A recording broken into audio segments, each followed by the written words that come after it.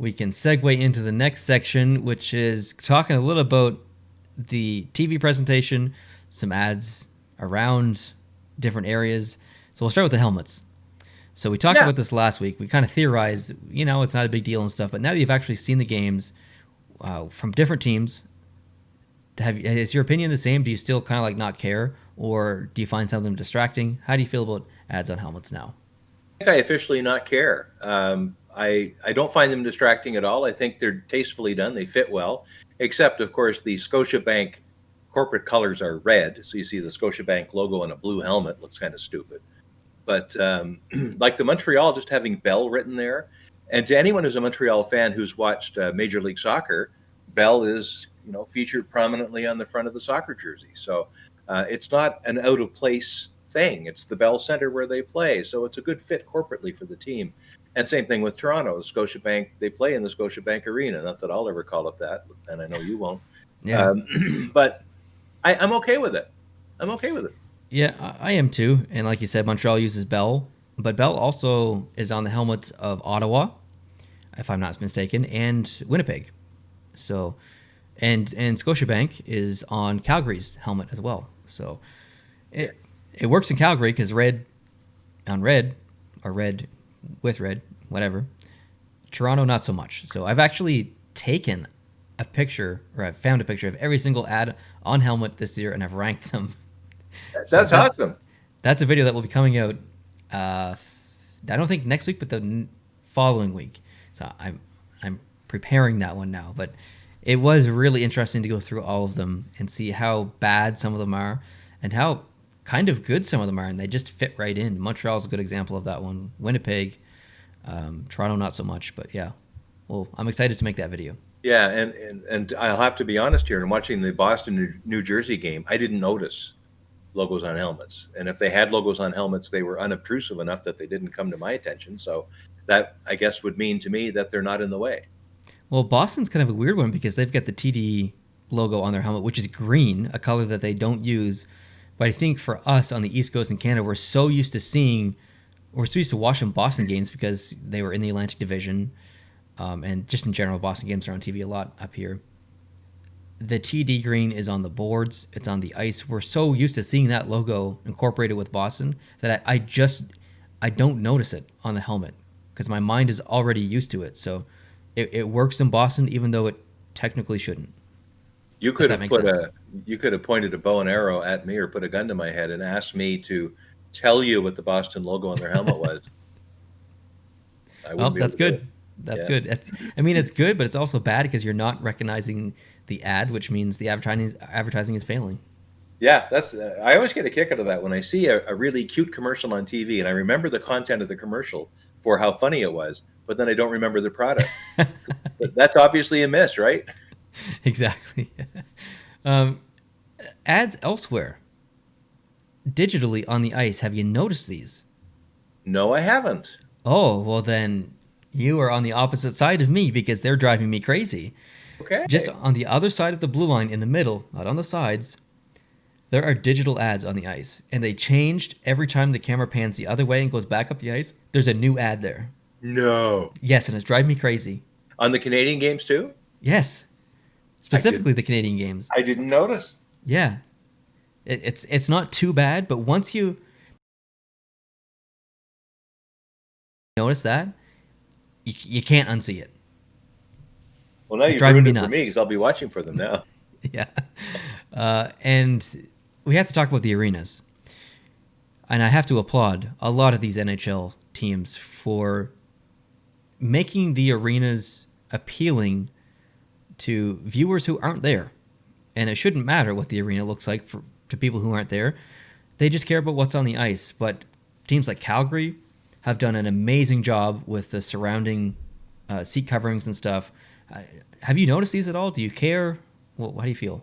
I don't care quite as much, but I have noticed, and I've paid a little bit of attention to what's behind the glass.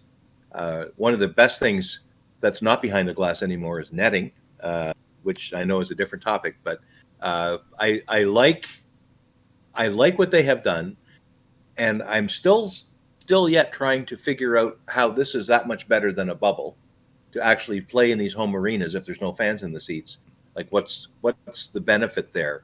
But if they keep up with their decoration and maybe their sound system, and at least this time now, when a team scores in their home rink, they get a horn, Yeah. and when the other team scores, they don't. Which back in the bubble, both teams always got a horn when they scored, no matter who was the home team.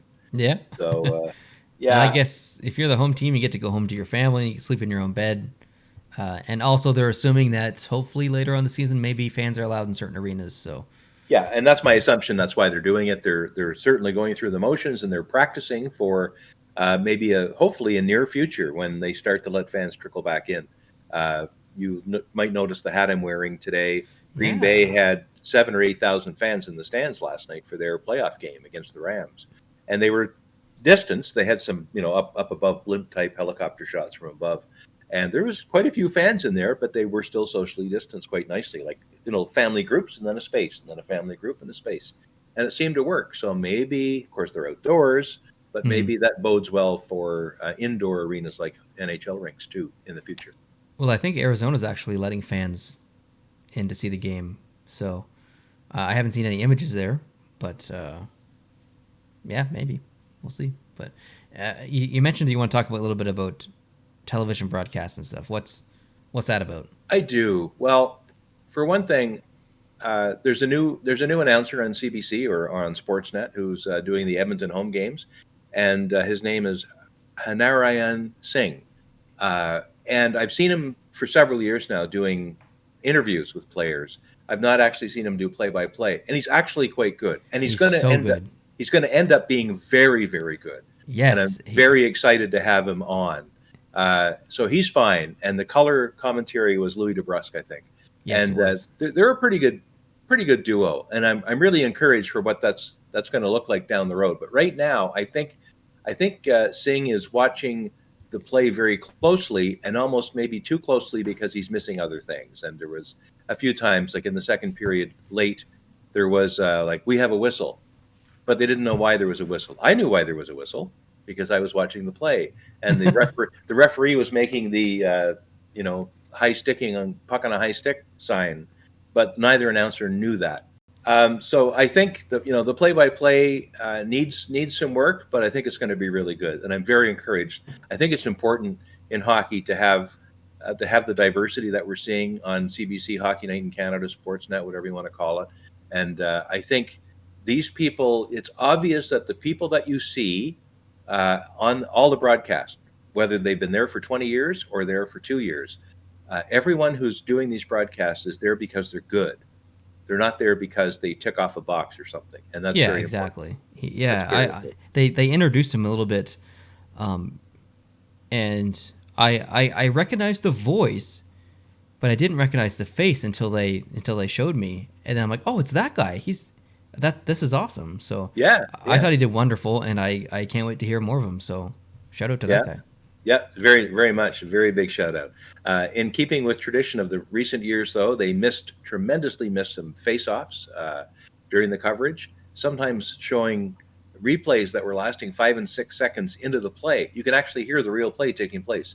You can hear the skates carving the ice, and you can hear the puck hitting the glass, and you know that they're playing, but you're still watching some replay of a coach, drilling in his nostril or something. And God, that drives me crazy. And then this thing I mentioned earlier in the podcast, where the they have this tendency now to take the clock and eliminate the clock and replace it with someone's ice time, Yes. or someone's just some other trivia fact about a player, and it takes up the entire clock and it's gone. Like I would fire people for that. I would, if I was in charge of the broadcasting enterprise for Canadian hockey broadcasts, I would say anyone who eliminates the score clock and the score at any time for any reason will be fired immediately. Mm, That's I what I agree would with do. that. I'm on board. Add another panel somewhere, show it some other part of the screen. I wouldn't like that, but if you want to show it, show it. Or sometimes, in last year, they would actually flip out a little extension of the clock and show scores in other cities. They would do that quite a bit, and I'm okay with that. But just leave the clock where it is. Don't fiddle with that. But they have to eliminate it, and now I don't know what's going on. I don't know if there's 2 minutes left in the game or seven. it's the only piece of information that we at home can't find. If we're in the arena, we just look up. But being at home, it's the only piece of information that we want, and it always needs to be there. Yeah. So I agree with you. Makes me so mad. So yeah, there was one too where Louis said someone from Edmonton was in. I forget who it was. Took the shot, but it was a pretty good shot. But basically, Price was down in his crease. He was over on the right hand side of the net, and the puck came in and actually hit him on the pads, and then bounced up and hit him in the chest, and then he smothered the puck. But the Louis was saying, yeah, he took a shot and he hit Price right in the crest. No, he didn't. He hit him in the pad, and the puck bounced and hit the crest. Actually, the shot was really good. It almost got by the pad into the goal. It was Yeah. an excellent shot. But come on, Louis, you've got a replay too. I'm sitting here in my basement. I know what's going on. How can I know what's going on and you don't? And they're still sitting up high too. I wonder if they would call the game differently if they were lower, where fans um, usually sit. they might. They might. I'm surprised as it is with how well they usually call the game, considering how far away from it they are. It's true. When there's crossbars or posts, especially, or if something hits the outside of the net, or like they seem to know right away what happened. Oh yeah. Whereas I'm not sure as a viewer sitting at home. So I'm already impressed with what they do see, and I don't expect them to be perfect, but I mean I'm sitting in my basement and I'm perfect. So obviously I'm kidding. Um, there was one miss I think in the broadcast last night, and I thought it was an opportunity to illustrate a really good play. And that was when, and I don't know if you noticed, I think it was in the third period, but Romanov was at the blue line and he was trying to stop the puck from getting out, trying to keep it in the zone. But he went to hit it with a stick, and something happened to his stick. I don't know if the blade came off or it broke or whatever. The stick looked okay to me, but obviously it was an illegal stick suddenly. So he dropped the stick and he skated back into his own zone without a stick. And then Toffoli gives Romanov his stick. So Romanov I now has Toffoli's stick. Do you see yeah, I that? saw that. Yeah. Yeah. So that's great. And Romanov stayed in the play and he dodged around and he tried to do what he could without a stick for a while. But eventually he sensed that the play, it was safe for him to go to the bench. So he scoots off to the bench. He skates out of the camera view. The next thing you know, the puck is going down the ice and there's Paul Byron almost on a breakaway because he would have come out obviously to replace Toffoli. Yep. And that whole thing, it was Romanov breaking the stick, skating back in, the Toffoli handoff to Romanov. Toffoli leaves the ice. Paul Byron gets in almost behind the play and gets the puck and almost has a really good scoring chance out of that. To me, that was an entire interesting thing they could have talked about. It's like it never happened. Oh, I remember seeing the replay for it. Maybe it was after the game or something. Oh, maybe. But yeah. Huh. But like I was watching the game and said, that's just the most incredible thing. And this is what I think that Harnarian has to do, and all the play-by-play announcers, no matter how long they've been there, be better at telling us what's not within 5 feet of the puck. Be better at telling us when a team is changing, because we can't always see in the camera angle that a team is changing. I can sense that they probably are because there should be 5 guys there and I can only see one. So the rest are probably changing, but like be better at telling us what's happening in the periphery where we can't see. Or on the other hand, pull back, get out of those stupid close-ups and corner shots, and let us see what's happening away from the puck a little bit better too. And it's not just hockey. I just finished watching the Manchester United-Liverpool game, and they do the same thing. They miss stuff. They go in for these close-ups. They show replays when the play is underway. I'd fire them too.